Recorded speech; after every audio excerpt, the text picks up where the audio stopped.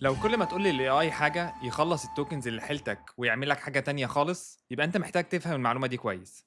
ودي الحلقه التانية مما لا يسعى الفايب كودر جهله. اغلب الناس بتخش تقول لكلود يا كلود اعمل لي الابلكيشن ده بكل الفيتشرز دي واياك ترتكب اي خطا.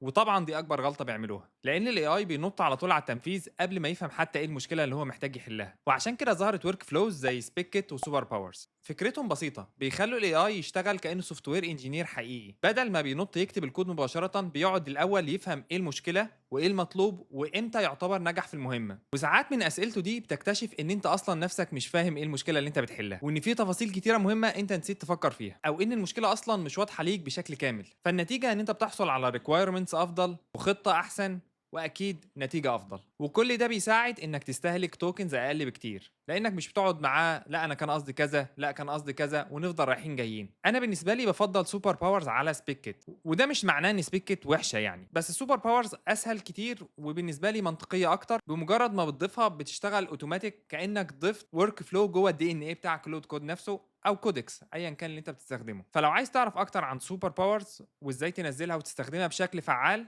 انا عامل فيديو على اليوتيوب بيشرح كل ده بالتفصيل، 14 دقيقة و39 ثانية، بس هيوفر عليك ساعات حرفيا. هتلاقي اللينك في البايو. سلام.